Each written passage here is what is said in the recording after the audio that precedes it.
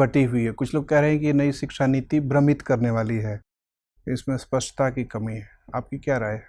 मेरी समझ से नई शिक्षा नीति अभी शुरुआती चरण में है और उसको धीरे धीरे स्पष्ट होगी। कोई भी पॉलिसी जब बड़े स्तर पे बनाई जाती है तो उसके लागू होने में और उसमें स्पष्टता आने में कुछ समय लगते हैं। और जहाँ तक मुझे लगता है कि इस नई शिक्षा नीति में ऐसे बहुत सारे नए सुधार किए गए हैं जो कि विद्यार्थियों के लिए और राष्ट्र निर्माण के लिए अच्छा होगा। जैसे कि एक तय किया गया है कि सैनिक स्कूलों की संख्या में वृद्धि की जाएगी। क्या आपको लगता है कि उस तरह के उच्च गुणवत्ता वाले शिक्षक सुनिश्चित हो सकेंगे और शिक्षा की गुणवत्ता मेंटेन रहेगी, बनी रहेगी? सर, हमारे देश में प्रतिभाओं की कमी नहीं है और अच्छे शिक्षक भी हमारे यहाँ उपलब्ध हैं। और जैसे हम देखते हैं कि सैनिक स्कूल की तरह जवाहर नवोदय विद्यालय हैं या केंद्रीय विद्यालय हैं, उनमें पर्याप्त मात्रा में शिक्षक हैं।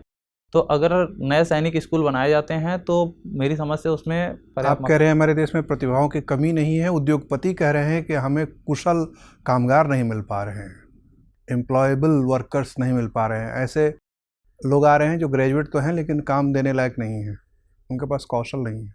जी सर, हमारी जो पुरानी शिक्षा नीति थी वो कुछ इस आधार पे थी कि वो इंडस्ट्री के लिए जो जरूरी स्किल थी वो नहीं प्रोवाइड करा रही थी। वो सामान्य शिक्षण व्यवस्था पर आधारित थी जो कि सिर्फ कहा जाता है कि वो क्लर्क पैदा करती थी।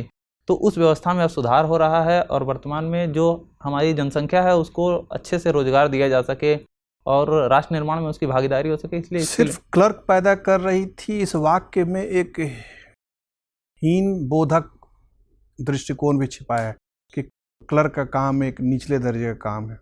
क्या आपको लगता है कि क्लर्क का काम भी एक अच्छा कार्य है, उसमें भी एक खास कौशल की जरूरत होती है? जी सर, क्लर्क के काम में नो डाउट कौशल की जरूरत होती है, लेकिन मेरे कहने का ये मतलब है या इस शब्द का ये मतलब है कि सिर्फ ऑफिशियल काम के लिए लोग हो रहे थे, जिनको डाटा याद करना हो, फाइल बनानी हो, यही काम हो, उस तरह से कौशल तैयार किया जा रहा था।